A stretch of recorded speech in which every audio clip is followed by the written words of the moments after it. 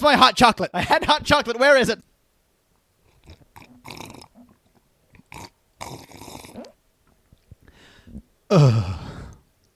Hi. Hey, I promised you guys in a previous upload that I'll talk about New York City and show you clips from New York City and my time doing stand-up up there. And that's what this is. And you knew what you clicked on. Hello. Thank you. When you. My time in New York was wonderful. My southern energy did not vibe with the get the fuck out of my way energy of New York. Because it's people will think people in New York are mean. And that's not true. They are blunt. They are matter of fact. They are efficient. And if you get in the way of their efficiency, they will tell you to move. I felt like I was in everybody's way. When I was in New York, I felt like I was the nexus point for everybody's most important thing. And I was like, where do I go? What's this? And they're like, get out of, I have to do things.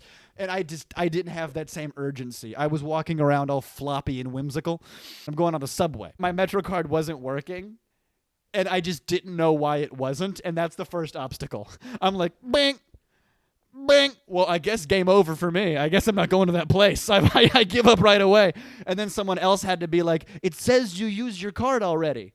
And I was like, oh, okay. And they go, talk to the guy in the booth. And I go, oh, okay. So I go to the guy in the booth. And I'm like, it says I used my card already? And the guy in the booth, who wasn't old but had old guy energy, like he was like a young guy, but he had like Nebbercracker from Monster House vibes. I go, my card's not working, and he doesn't say anything. He just picks up his young Nebbercracker finger and just points. He's like,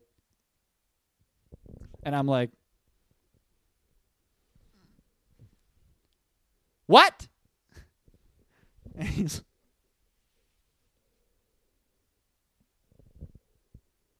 where do I go? I need words. Tell me where.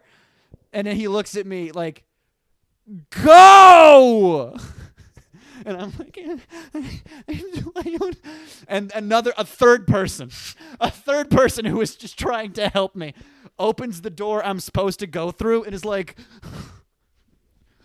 I'm like, you know the scene, there's two scenes in the Tobey Maguire Spider-Man movies. In Spider-Man 1, it's when all of the people from New York start throwing rocks and shit at the Green Goblin.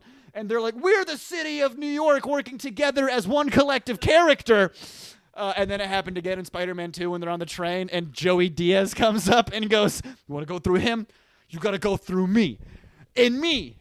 And me. It was like, oh, you want to make sure Jake gets on that train? You're going to have to go through me. And me. And me. Joey Diaz was there. The two kids come up and they go, we found something. And they hand me... The two kids come up to me and they go, we found something, and it's my Metro card. And they're like, that's for you. We won't tell anybody. We promise. This was the real New York experience because I was accosted by multiple homeless people. And that's the real New York experience, baby!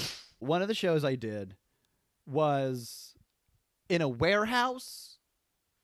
But like, so it's the second show I was doing that day. So I go from one show to the next show. I Uber there, and my Uber driver, we're driving through, and it's all these warehouses that are covered in graffiti and people hanging out outside of the graffiti. It's like that Ninja Turtles video game where people are outside, and I guess I have to fight them. And one of the warehouses, the garage door is open, and there's a mic stand in it. And I'm like, I guess this is me. And the Uber driver, you'd think a good Uber driver would be like, are you sure? But I get out, and I go in there, and I walk into what looks to be an abandoned storage facility. And there is a person who was working the bar, and behind her, there was like a kitchen, and there was like a couch. And I'm piecing it together, and then she just tells me, she goes, oh yeah, I live here. I live in this warehouse.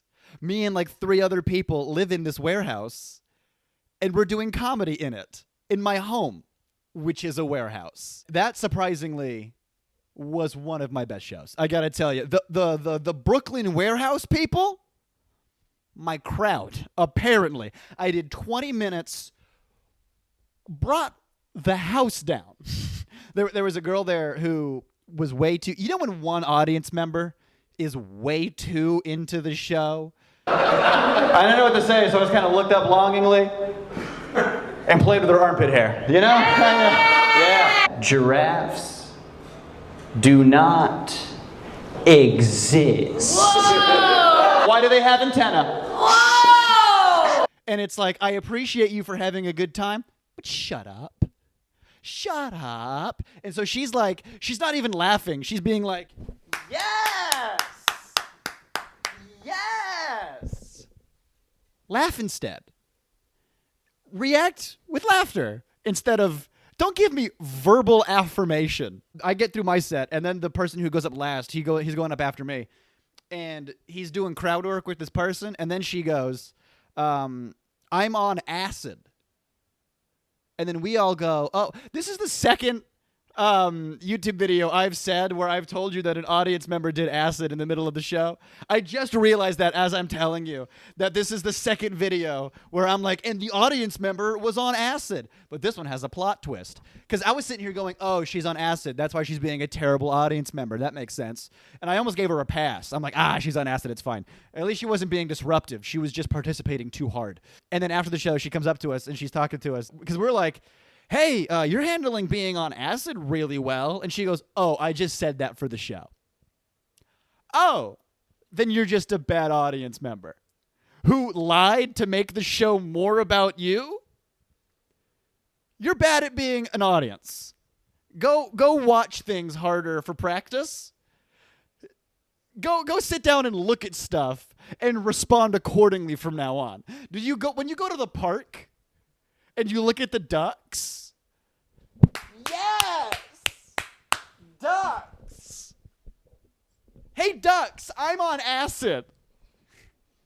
I'm not. I'm not on acid, actually. I did a show in the park, just outside. I thought it was going to be like a microphone, a speaker, yelling at strangers in the woods. And I was surprised that when I got there, that's exactly what it was a microphone, a speaker, and I'm yelling at strangers in the woods. There's a badass here. More motorcycle guys. Cool. Love it. Don't worry, this is back set to Zumba, so it'll be fine. But that was a very good crowd, even though like outdoor shows suck because like the laughter just escapes. You know, so it's almost like it's really hard because laughter is contagious because when you hear one person laugh, it makes you laugh. Like you're more likely to laugh around people. But when you're outside, it's laughter's like COVID. But the guy that went before me, I follow you on Instagram now, even though currently your name is escaping me. You were very good, guy who went before me. You were so good that you were very, very hard to follow, sir, okay? He was this, like, really, like, flamboyant, like, super funny, but very, like, extroverted. He did musical comedy where he hooked up his phone to the speaker and played his original music, and he sang his comedy songs that he had prepared through the speaker so it was really, really good. And his songs were like about his trauma, but he told it in a very funny way. It was outstanding to see him. And then he would stop his song and then do a backflip. We're in the park, and he's singing songs and doing backflips. And then I see a backflip happen, and then they come up to me and they go, "You're next." And I had my lapel on, and you can hear in my lapel, I went, "How the fuck am I supposed to? I can't follow backflips." There are other comics looking at me, and they're like, "You're next, huh?" And I'm like, "Yeah." And they're like, "Good luck with that." Like they all know. What does that guy do at indoor venues? At most venues that are indoors, you can't backflip inside. You can't, like, because some comedy clubs are like really tightly packed and have little stages. What are you, Robin? What are you, fucking gymnast? There's like the alternate timeline where Robin does stand-up instead of the Joker. That's what you are, guy. You're very good at what you do, and I'm jealous of your talent. Anyway, that was my time in New York. Hey, Thank you for watching the video. I appreciate you. If you're new here, please hit subscribe. And remember to like and comment and all that jazz. If you have a recommendation for what kind of videos I should do in the future, whether they're stand-up related or non-stand-up related, I'll put them in the comments down below, and I will look at them, and I will peruse, and I will go, no, ooh, ooh, what a goodie.